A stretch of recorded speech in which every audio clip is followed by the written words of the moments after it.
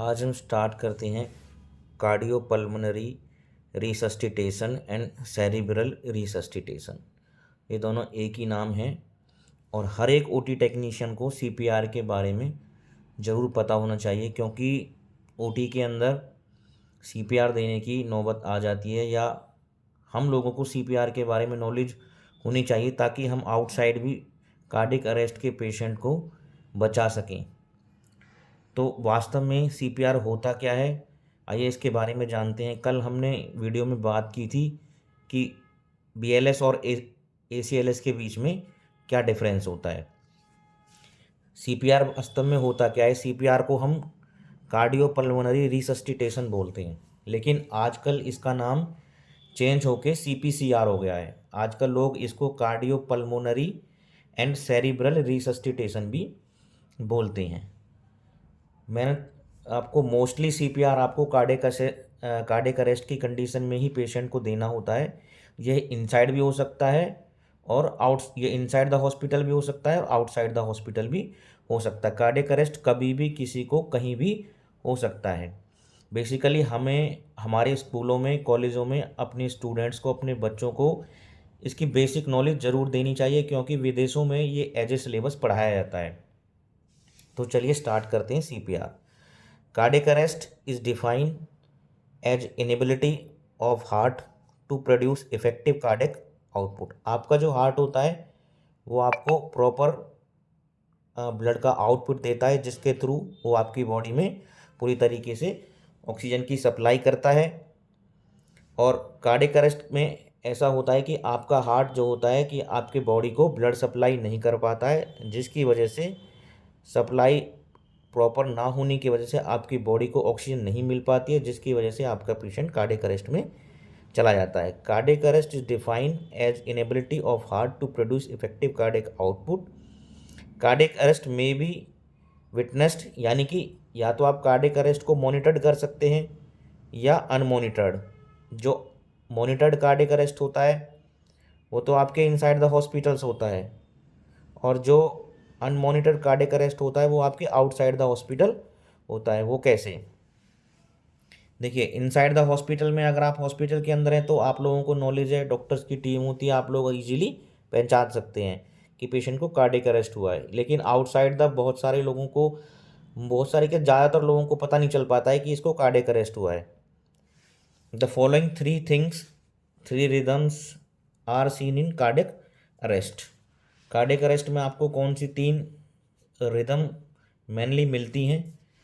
First VT, ventricular tachycardia या ventricular fibrillations या pulseless VT more than in adults and asystole more common in children.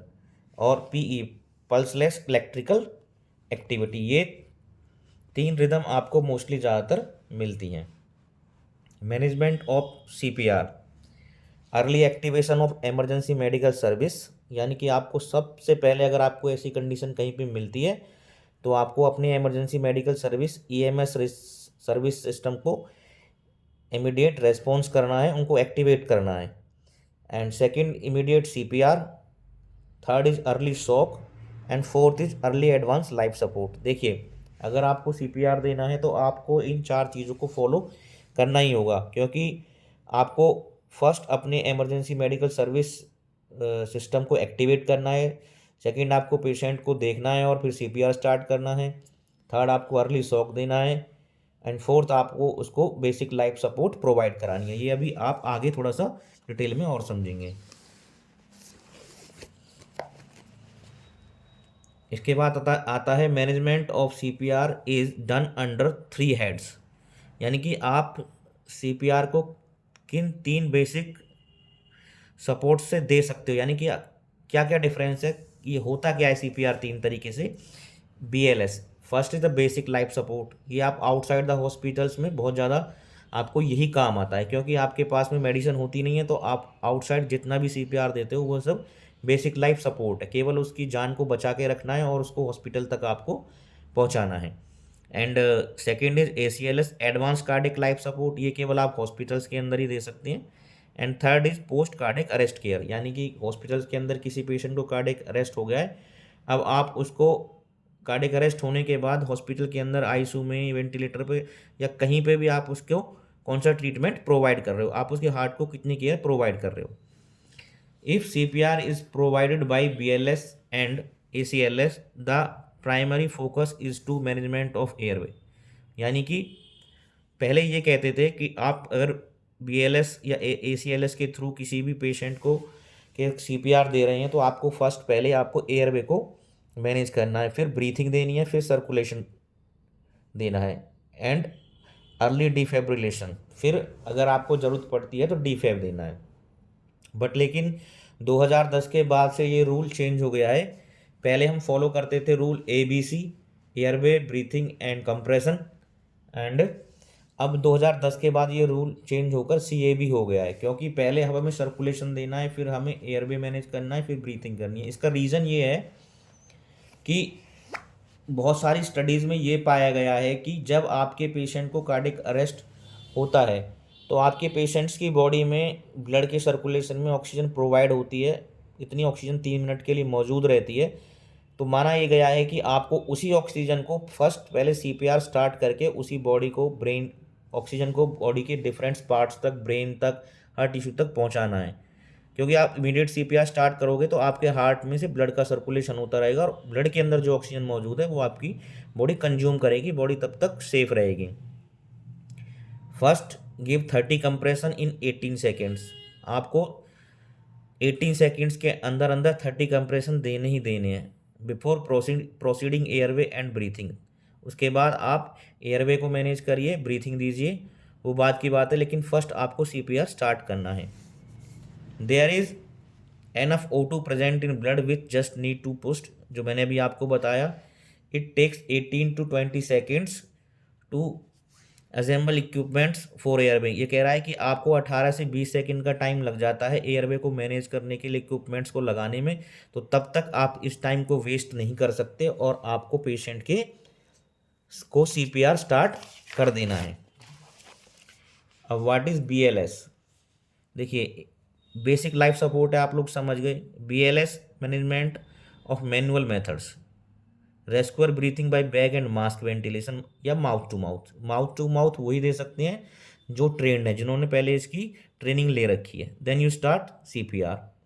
If you are कोई आपको result नहीं मिल रहा है then you start AED, automatic external defibrillator. आप ये ED आता है, इसका आप पैड पेशेंट को अटैच कर दीजिए और ये खुद से आपके पेशेंट की रिदम को एनालाइज करेगा और खुद से ही मैनेज करेगा कि आपके पेशेंट को शॉक देना है या नहीं। अगर आपके पेशेंट की रिदम शॉक देने के लायक है तो ये आपके पेशेंट को शॉक देगा, और अगर नहीं देने लायक है तो नहीं देगा।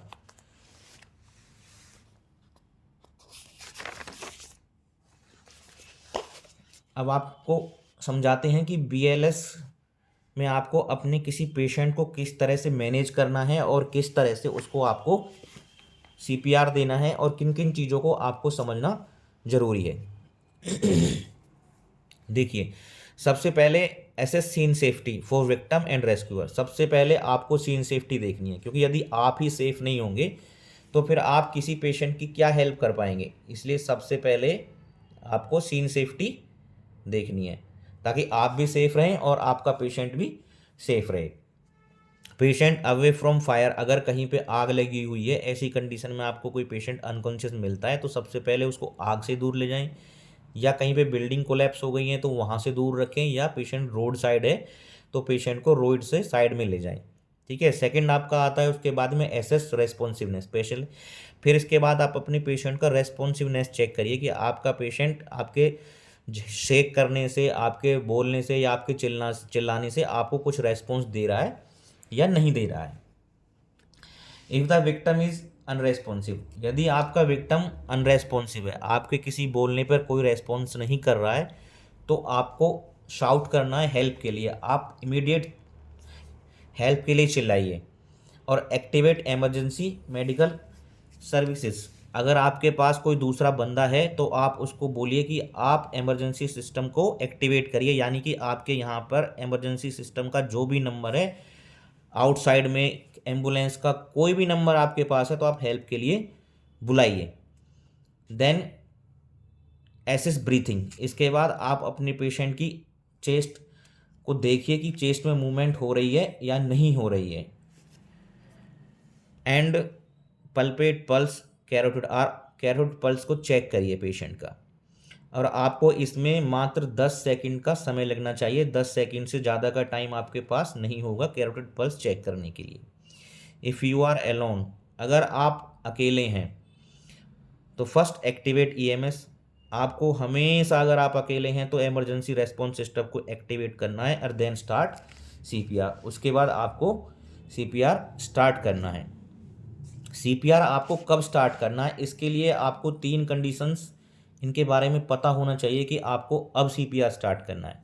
फर्स्ट क्या है, इफ़ ब्रीथिंग, यानी कि if breathing and pulse present. आपका जो पेशेंट है जो आपके पास अनरेस्पॉन्सिव है, जो आपके पास अनकॉन्शियस है, तो आप फर्स्ट में देखिए कि आप पेशेंट की ब्रीथिंग चेक करेंगे और pulse. If breathing and pulse present, यदि आपके पेशेंट को पल्स भी आ रही है और वो ब्रीथ भी कर रहा है, तो उस कंडीशन में आपको अपने पेशेंट को सीपीआर देने की ज़रूरत नहीं है। सिर्फ आपको इमरजेंसी सिस्टम को एक्टिवेट करना है। इसका मतलब आपको इमरजेंसी सिस्टम पे कॉल करनी है और वेट करना है स्टिल कि तब तक आपकी इमरजेंसी सर्विस की टीम आ ना जाए।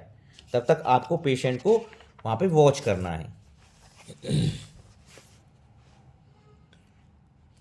एंड सेकंड कंडीशंस क्या होगी, pulse present but no breathing. यदि आपके पेशेंट की पल्स प्रेजेंट है लेकिन पेशेंट आपका ब्रीथ नहीं कर पा रहा है, ओनली गैस्पिंग कर रहा है, यानी कि रुक रुक के सांस ले रहा है, तब आपको क्या करना है, provide breath at a rate 10 to 12 breath per minute. उस कंडीशन में भी आपको अपने पेशेंट को सीपीआर नहीं देना है क्योंकि पेशेंट की पल्स प्रेजेंट है।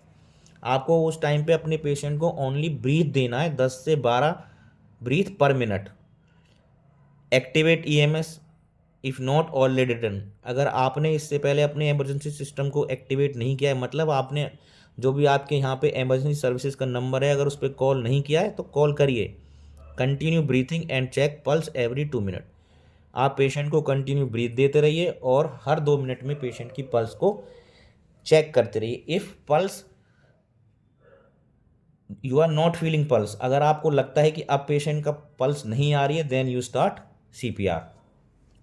अब यहाँ पे एक कंडीशन और आती है कि अगर आपका कोई सस्पेक्टेड जो पेशेंट है या कोई भी बंदा है जिसने अगर कोई ओपिएट्स वगैरह ले लिया है और आपको पता लग गया है किसी के थ्रू कि भाई इसने ओपिएट्स नारकोटिक ड्रग्स यूज किए हैं, तब अगर पॉसिबल हो आपके पास कहीं पे नेलेक्सोन मिल जाए तो आप उसको उसके इंट्रानेजल डाल सकते हैं।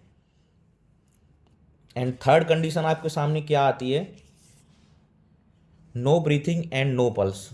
अगर ऐसा कोई पेशेंट आपके सामने आता है या ऐसा कोई बंदा आपके सामने बेहोश हो जाता है जिसको चेस्ट पेन भी हो, छाती पकड़ के बैठा हो और उस पेशेंट को ब्रीथिंग भी ना हो और पल्स भी ना हो, then you immediate start CPR. कहने का मतलब ये है कि आपके पेशेंट को अगर ब्रीथिंग भी नहीं हो रही है और पल्स भी आपको फील नहीं हो रही है तो आपको समय वेस्ट नहीं करना है, तो सीपीआर इमीडिएटली स्टार्ट करना है। First you start CPR, CAB। पहले आपको सीपीआर देना है, उसके बाद आपको उसके एयरवे को देखना है, फिर आप उसको जो भी ब्रीथिंग जो भी देना है आप उसको देंगे। पेशेंट्स आप क्या करना है, इमीडिएट स्टार्ट सीपीआर कंटिन्यू करना है 30:2 के रेशो में, यानी 30 बार कंप्रेशन, 2 बार उसको ब्रीथ।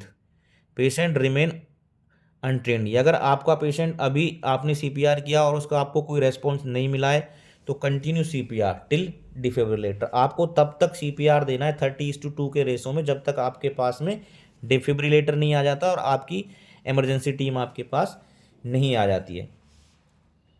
अगर आपके पास अब AED है तो आप पेशेंट को AED लगाएंगे और आपका AED आपके पेशेंट की रिदम चेक करेगा।